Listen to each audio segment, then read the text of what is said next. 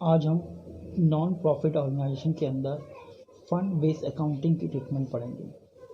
Fund based accounting होता क्या है? नॉन प्रॉफिट ऑर्गेनाइजेशन के अंदर कई बार ऑर्गेनाइजेशन पर्टिकुलर किसी स्पेसिफिक पर्पस के लिए कोई फंड क्रिएट करती है, जैसे बिल्डिंग फंड हुआ, टूर्नामेंट फंड हुआ। इस तरह के फंड को हम फंड बेस्ड अकाउंटिंग ट्रीटमेंट कहते हैं। इसका बेसिक कॉन्सेप्ट क्या होता है? इसका important point, create a fund for specific purpose, मतलब किसी स्पेसिफिक पर्पस के लिए कोई फंड क्रिएट किया जाता है। जैसे अगर कोई टूर्नामेंट हो रहा है तो टूर्नामेंट फंड हो गया, कोई प्राइज़ है तो प्राइज़ फंड हो गया, बिल्डिंग तो बिल्डिंग फंड हो गया। इसके पॉइंट सेकेंड, और रिलेटेड इनकम ऐड, उस फंड से रिलेटेड जितनी भी इनकम होती है वो उस फंड में ऐड होती है, जो कि डोनेशन की फॉर्म में आती हैं या फिर इंटरेस्ट की फॉर्म में आती है। जैसे बिल्डिंग फंड है या टूर्नामेंट फंड है, उसका पैसा हमने कहीं इन्वेस्ट कर लिया, उससे जो हमें इंटरेस्ट मिल रहा है, तो ये उसकी इनकम होती है जो उस फंड में ऐड होती है, और उस फंड से रिलेटेड खर्चे उसमें से माइनस किए जाते हैं और रिलेटेड एक्सपेंस उसमें से माइनस किए जाते हैं।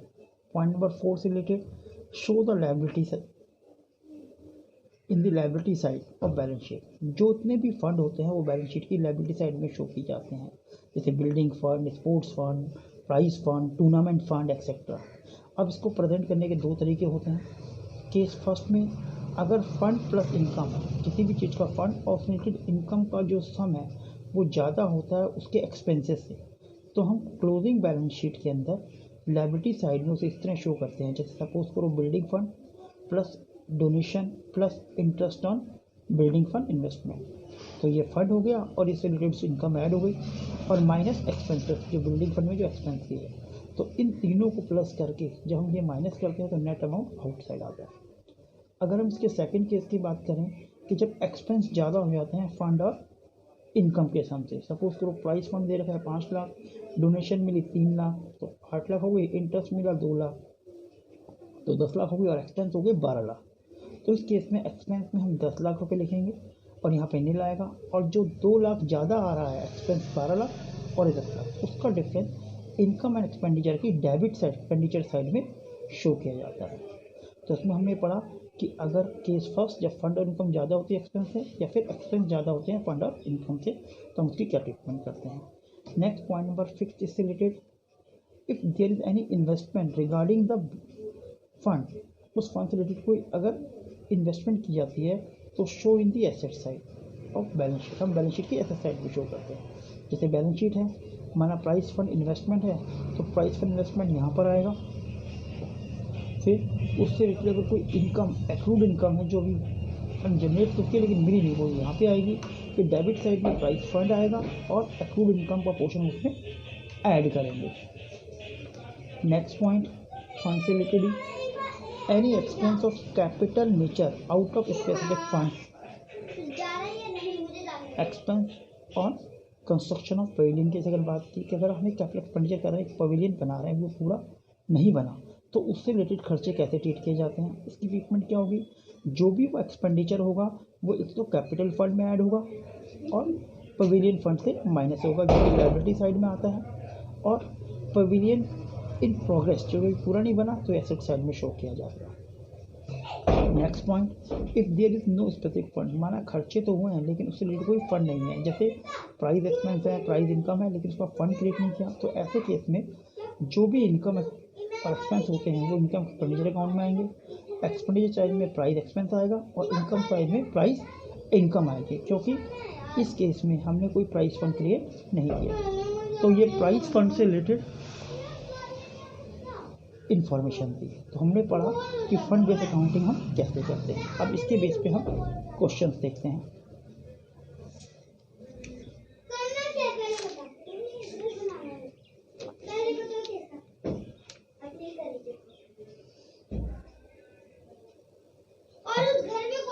टी.एस. ग्रेवाल की अगर हम इलस्ट्रेशन 4 की बात करें तो from the following information given in respect of certain item of sports club की बात हो रही है, and show them income and expenditure account and balance sheet on 31 March 2018। Sports fund 1 अप्रैल 2017 में दे रखा 10 लाख, तो ये ओपनिंग बैलेंस शीट में 10 लाख आएगा। अगर हम क्लोजिंग बैलेंस शीट की बात करें तो स्पोर्ट्स फंड है, तो स्पोर्ट्स फंड बैलेंस शीट में आ गया 31 मार्च 2018 में sports fund 10 lakh. Sports fund investment बताया था, अगर फिर कोई इन्वेस्टमेंट है तो ऐसे साइड में आती है, तो इस साइड आ गया स्पोर्ट्स फंड इन्वेस्टमेंट। फिर interest on sports fund investment 1 lakh.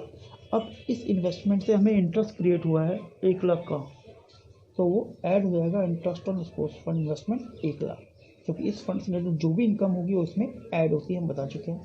Next point donation for sports fund. अब स्पोर्ट्स फंड के लिए आपको 4 लाख का डोनेशन मिला है, तो वो भी इस साइड ऐड होगा। डोनेशन 4 लाख, तो 10 लाख प्लस 1 लाख इंटरेस्ट के और 4 लाख डोनेशन के, तो 15 लाख हो गए। अगला पॉइंट पढ़ते हैं, स्पोर्ट्स प्राइज अवार्ड। अब ये खर्चा है आपका 3 लाख का, तो ये इस लेस होगा। Sports prize award expense 3 lakh.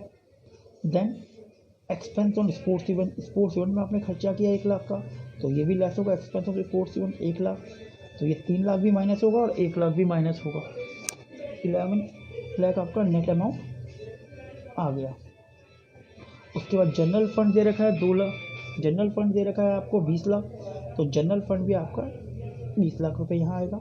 Next general fund investment, क्योंकि भाई जनरल फंड को आपने इन्वेस्ट कर दिया तो ये आपकी एसेट्स कहलाती है, तो एसेट साइड में जनरल फंड इन्वेस्टमेंट आ गया 20 लाख।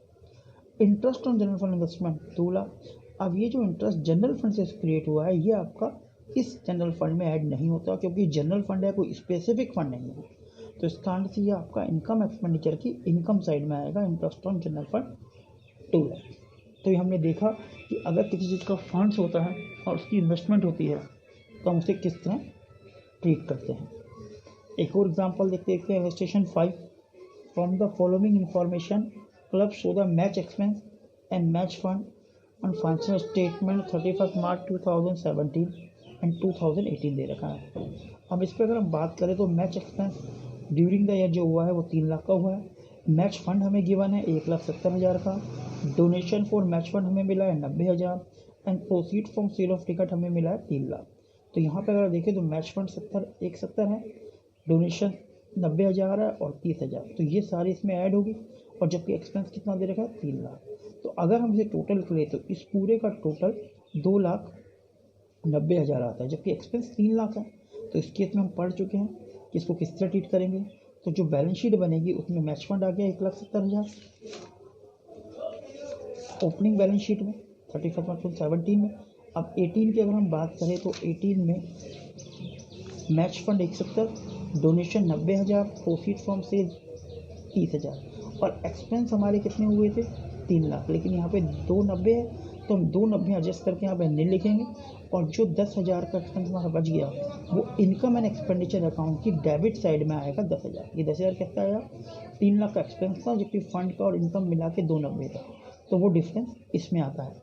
इसे हम यहाँ पे लिखेंगे।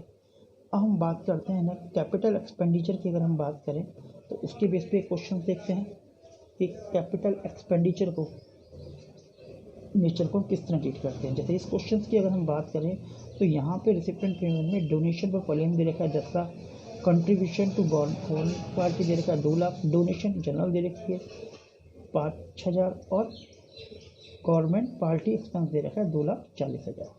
अभी हम केवल पवेलियन की बात करेंगे। अमाउंट स्पेंड ऑन पवेलियन कितना है 20 lakh. Construction work progress has not yet complete, अभी ये कंप्लीट नहीं हुआ है। और कैपिटल फंड की बात अगर हम करें तो दे रखा है 10 लाख। पवेलियन फंड की बात करें तो दे रखा है 40 लाख। तो केवल हम पवेलियन फंड के क्वेश्चन की बात करें तो पवेलियन फंड हमें क्वेश्चन में गिवन है 40 लाख। अब इससे रिलेटेड जो इनकम में डोनेशन मिली है पवेलियन फंड की 10 लाख वो इसमें ऐड हो जाएगी। और इसमें जो हमने खर्चा किया amount of spend of pavilion जो कि अभी अंडर कंस्ट्रक्शन है वो यहाँ से माइनस होता है। तो जो ये अंडर कंस्ट्रक्शन है इस अंडर कंस्ट्रक्शन को हम 3 जगह दिखाते हैं। जैसे मैंने बताया था ये उस स्पेसिफिक फंड से माइनस होता है। और कैपिटल फंड जो कि क्वेश्चन में हमें यहाँ पे गिवन है 10 लाख, उस फंड में 20 लाख ऐड होता है और यही 20 लाख का अमाउंट पवेलियन इन प्रोग्रेस के नाम से एसेट साइड में 20 लाख आता है। तो कैपिटल एक्सपेंडिचर नेचर के आइटम को इस तरह शो करते हैं। ये 20 लाख अभी हमारा पवेलियन पूरी तरह तैयार नहीं है, वो अंडर कंस्ट्रक्शन है। तो इसकी ट्रीटमेंट क्या क्या होगी, ये उस स्पेसिफिक फंड से माइनस होगा, कैपिटल फंड में ऐड होगा और सेम यही अमाउंट एसेट साइड में पवेलियन इन प्रोग्रेस के नाम से अंडर कंस्ट्रक्शन के नाम से शो किया जाएगा। तो इस तरह से अभी हमने पढ़ा आज क्लास में कि फंड बेस अकाउंटिंग की ट्रीटमेंट किस तरह की जाती है।